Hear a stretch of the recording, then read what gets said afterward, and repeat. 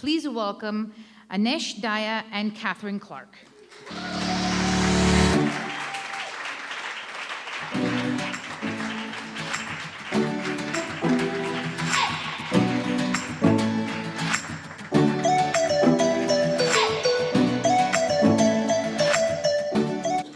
Thank you for that lovely introduction, Maria. Wow, and Catherine and I are really honored to be here live in person again. Woo! And on that note, I thought we could all just take a big breath of gratitude. Take a deep breath in. Yeah, let it go. And just think of all the endorphins that are floating around in this room right now, just buzzing with stories and hugs and energy. And boy, if there's anyone who needs a dopamine hit right now, it's entrepreneurs like you who've had to survive so much just to get through the last couple of years. So I think it's super important that we ground ourselves in that gratitude. And we think about that we've got a lot to share with one another. 我知道你在做什么. Yeah, that's Mandarin Chinese, and which really means I really know how you feel. It's a good focus sentence. 2 years ago, I was barely surviving. All of my work as a language coach had dried up. It was frustrating. I didn't know where to turn, and, well, I had to close my on-the-spot language program. I went from being out and about on the streets of Toronto, empowering my students to be global resilient learners, to being stuck indoors, like most of you. I was isolated. I was depressed. 我很闷. The Chinese character for 闷 is actually the character for door and the heart enclosed within that door.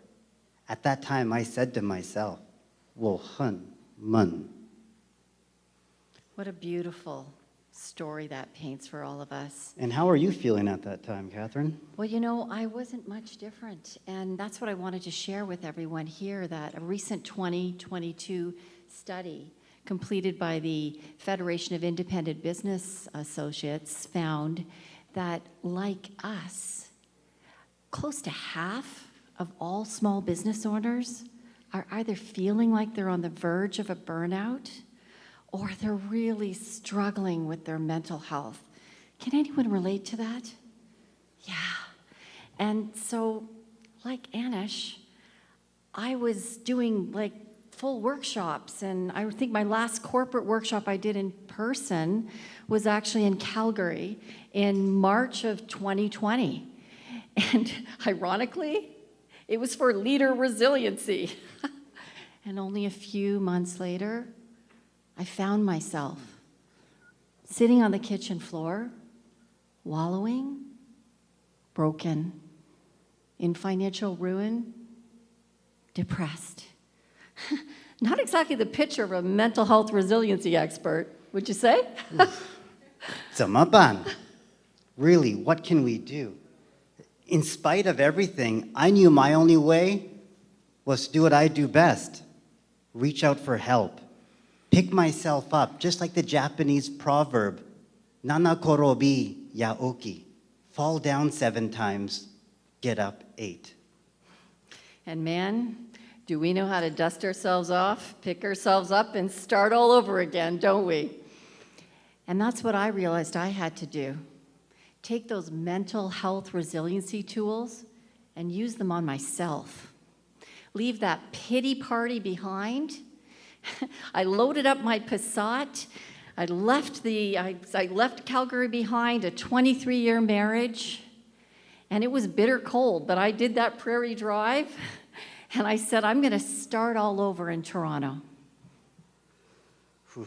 The gritty Canadians that we are, right? And I had to find a way to get unstuck too. So I joined a marketing boot camp, possibly like many of you, because I knew as an entrepreneur, if my business couldn't be seen, I needed to be seen. This boot camp literally encouraged us to talk to strangers and find accountability buddies.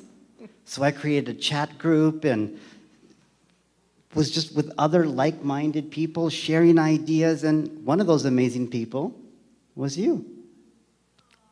What a gift. What a gift we found in each other. And so it was March 2021. We started dreaming. We actually met regularly every morning, set some positive intentions for the day, made some accountability goals, didn't we?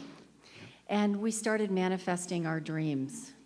And what we realized was in that adversity, there were so many life lessons, so many opportunities, things that we would have never otherwise imagined. And I actually got this inspiration and this idea that those could be called dark gifts. And if you look on your tables today, we're going to be doing an exercise, no peeking. We're going to be doing an exercise very soon. But those dark gifts, as entrepreneurs, we can see those as business builders and life enhancers. Because when you take the wisdom in that adversity and you harness it, it propels you forward. It gives you the courage to innovate and try things that you never would have otherwise dreamed you could do. And that's how you get from that pity party to your pivot party. And to get into that pivot party, job number one is finding yourself an accountability buddy. And they may be even sitting at your table here with you today. Yeah, I bet with a few focused sentences in just a little bit, you may just discover a whole new deepness in that relationship. And yeah, it's pretty cool when you can get up at 8 a.m. and Zoom and have bedhead and your pajamas on and feel like this is the person that's going to get me to, the goals that I need to achieve. So that's how, Anesh, I think I encouraged you to actually stick with writing the first chapter in your compilation book called The New Paradigm of Education. And let me tell you, I wanted to quit. And right now I could almost cry because, boy, I could do another whole speech just on writing a book. But I wanted to give up. And Anesh helped me get to that finish line. And soon on Amazon, my first ever self-help book will be released called Gifts and Dark Packages, because it's hard to do it alone, isn't it? And relationships are our lifeline. So especially in a pandemic, during a lockdown, we need an accountability buddy. そうだよ. I understand what you mean. And some of the other things that we did as accountability buddies was to sign up for online programs like the amazing Speaker Slam Community Academy with Rena and Dan. And that's where Catherine placed in the top 5 at the Grand Slam last year. And now I'm on my way to enter the Grand Slam this year. Honestly, none of this was on our radar. None of it. So here we are, the edupreneur and the resiliopreneur, together for the first time on a stage. And we're really putting ourselves on the spot. But thank God that's your specialty, Anesh. 谢谢你, Catherine, 谢谢你. And to be honest, like everyone, we were still crafting what we're doing here today, figuring out our marketing brands and our strategy, and what were we doing again? Well, as entrepreneurs, we're always rolling, right? It's always work time when there's an inspiration or an idea to be written down or brainstormed. We just have to keep creating on the fly. And when obstacles come up, you're just like, bring it on. Right, Anesh? And sometimes you just need to roll with the punches. And as you know, when one door closes, another opens. So you just need to walk through it and if possible, have the courage to hire yourself. You know what I found really funny is as we were still crafting this talk, probably even yesterday, I said, why don't we show them the entrepreneurial spirit in action? So it's kind of like a couple weeks ago, Anesh said, we got to make this poster. And, I kind of have this background in advertising agencies, and it's all coming, it's all useful now. And he's like, what am I going to call myself, Catherine, this time? It's funny because I started off as a teacher, I became a language coach, then an edupreneur, and then a language learning innovator. And I'm like, Catherine, Sheeran called me, and what am I calling myself for this event? She's like, Anesh, how about? Cultural intelligence coach. Ooh, that sounds good. I'm like, I'll take that. and really, that's what I do. I am a cultural intelligence coach. And what I do is I show people the power of understanding someone's culture and embracing your own unique traits, which really is the best business building tool that we could have. We can go deep. And there's actually a slide on that, but I don't know if we have our little clicker here. Yeah, set ici. Let's just click, click, click. Well, there's the dark gift. Everybody needs one of those. And let's turn to the cultural intelligence one. Okay, here we go. So, edupreneur, resiliopreneur. I think this is kind of a cool concept in action here. We got psychological intelligence, we got cultural intelligence, and together we thought we could deliver you entrepreneurial resiliency. Better yet, what about global resiliency? So we came up with 4 pillars that we thought you could have something tangible to walk away with today. And the first one to think about is that psychological intelligence. And really thinking of that survey that almost 1/2 of us are sitting in these chairs, and you didn't come here today by yourself. You brought your whole box with you. You brought a mother who's sick in your mind. You brought a child perhaps who's struggling in school. You brought perhaps an illness that you're trying to cope with, a business that maybe is on the brink. And it's high time that we actually took stock, looked under the hood, and really, really took care of our mental health. So I've put a mental health resiliency roadmap together. I hope that we can jump on that at another time. But more importantly, I want everybody to think about one thing that they know when they're struggling, they could do that would avoid going into a full-blown depression or anxiety disorder. And honestly, that could be as simple as just going for a really good power walk, getting those endorphins going, hugging again, playing with your dog, just singing and dancing and laughing. Even if somebody tells a joke and you don't find it funny, laugh anyway. You get the same endorphin hit. So psychological intelligence, job number 1. Secondly, those dark packages on your doorstep, the ones you're like, no, Catherine, I don't want those ones. They belong to you. Embrace them. Know that there's so much power in them. Unwrap them and rise. And just see that those are the gifts that you were given to shine. Step number 3. Well, as you know, solopreneurship is lonely. So let's get connected. Find partners, build our global citizenship network. Our future clients and business partners are international. We need to get comfortable talking to strangers. Like Nelson Mandela said, speak to a man in another language, it goes to his head. Speak to him in his language, it goes to his heart. And further to that, Catherine, we need cultural intelligence. It's not about learning a new language.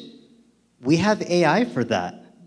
but really to attract the prospect in Taiwan or work with that vendor in Mexico City. What entrepreneurs really need is to deeply understand other cultures, family values, national symbols of pride, what really matters to people.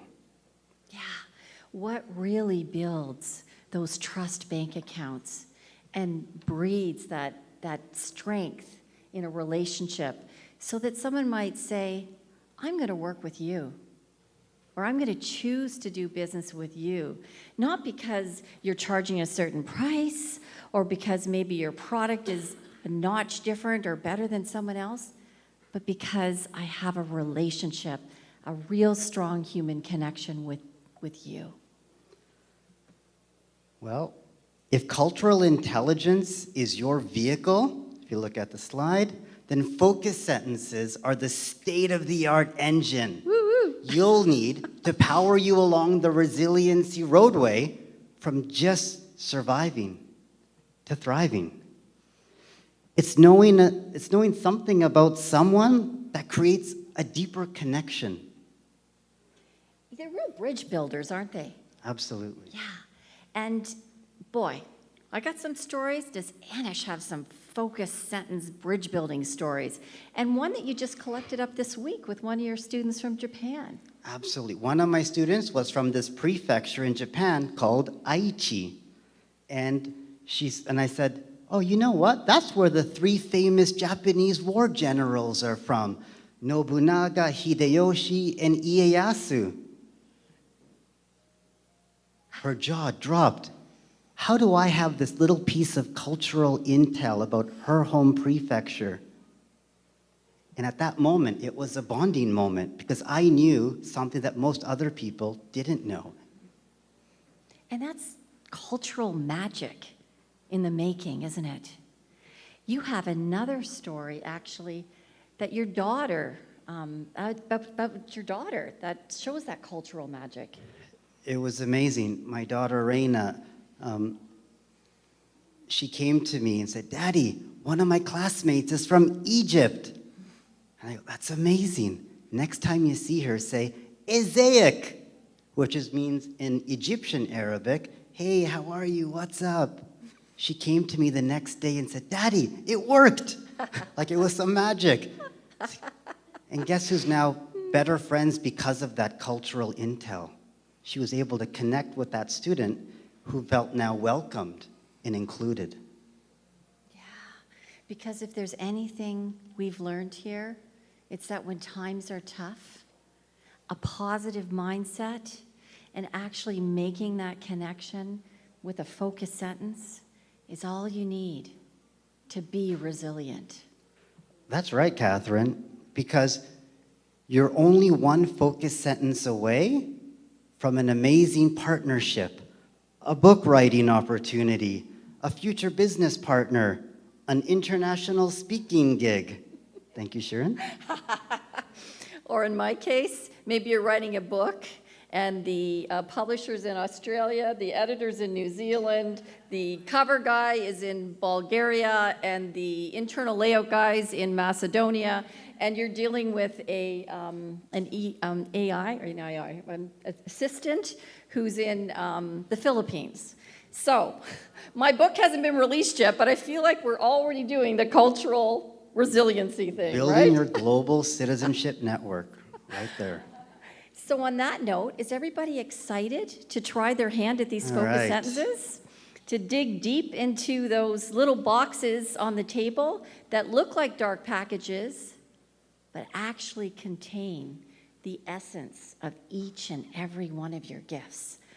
So what we're going to do, actually, is Anesh and I are going to circulate around. We're going to take 5 minutes. How are we doing time-wise? Anybody give us a time check here? Do we have 5 minutes? Okay, so we're going to take 3 minutes. Everybody stand up. Find a partner. You're going to pair off into groups of 2, okay? I want you to stay at your table if you can. If not, go to a table where you can be in groups of 2, okay? I want you to lift the lid. Lift the lid on your dark gift. There are 2 sets of cards. Take a look right here. Yep, 2 sets of cards. I want you to each take one of each set of cards. Okay, so you will have 2 cards in your hands. Inside the box. There Okay. we go. Take one set of each. So When you one. found your partner, please sit down Take one with your each. partner. There we go. Please, Yep. So one, take of each. One of each card. Yeah, so one. And One for I'm you, going to click this one. One for you. This one. the slide on the screen also has the cards. I see. All right. Okay, now so ask just- each other Big deep the breath. questions. We're going to stop for one moment. Thank you. Okay, you're going to ask your partner one of each of those questions. The first one is a dark gift question. The second one is a cultural connection question. Then we're going to come back to the room in 3 minutes. Let's power talk. Just for fun.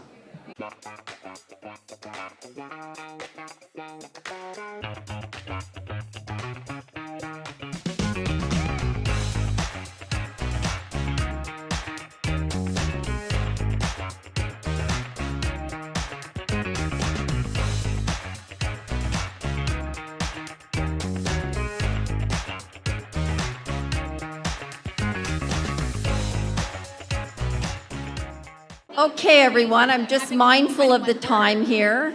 No, it could be a sentence. We're having so much fun. But can everybody say yes if they've had a dark gift they've discovered and they've talked and shared? Yes? Yes, I have a dark gift. Put your hand up. Please put your hand up if you've discovered a dark gift or have someone at your table who has discovered a dark gift. Okay, so we have some volunteers here. We have. My name is Nkechinwa for Robinson. And I am Gabby with 1B Mamone. And I think you guys can give us a big round of applause for that. So Gabby was teaching you a focus sentence in Italian. Now, what was the sentence again, Gabby? In Italian or in English? In Italian. Okay. Tu sei una femmina proprio meravigliosa. Which means? You are definitely a woman who is marvelous. We all need that line. Say that again. Say that again. Say that. Tu sei una femmina proprio meravigliosa. Beautiful. I feel like I'm saying from the Encanto movie now. Anyway, so what I'd like everyone to do very quickly before we move on, Catherine, is with your partner that you just spoke with, could you please just get out that selfie arm and take a picture with that person, please, and thank you. Yep.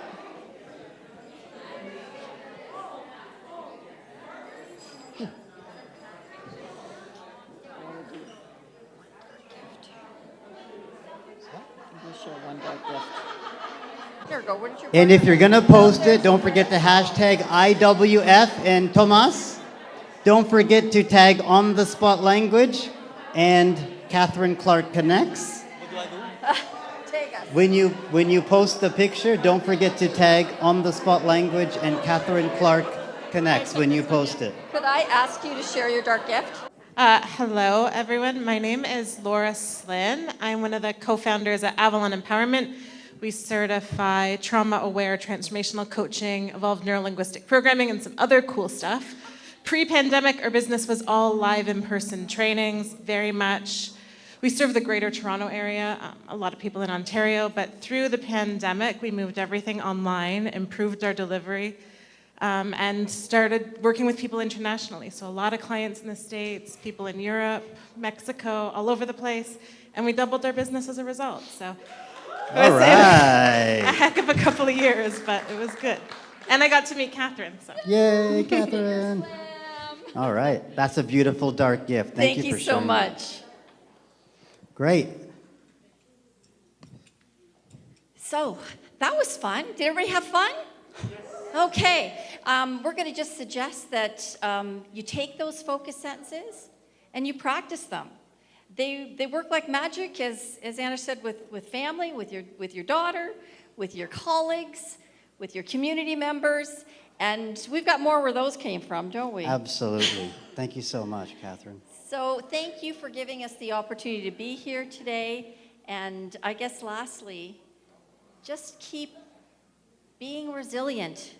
one dark gift And one focus sentence at a time. Thank you.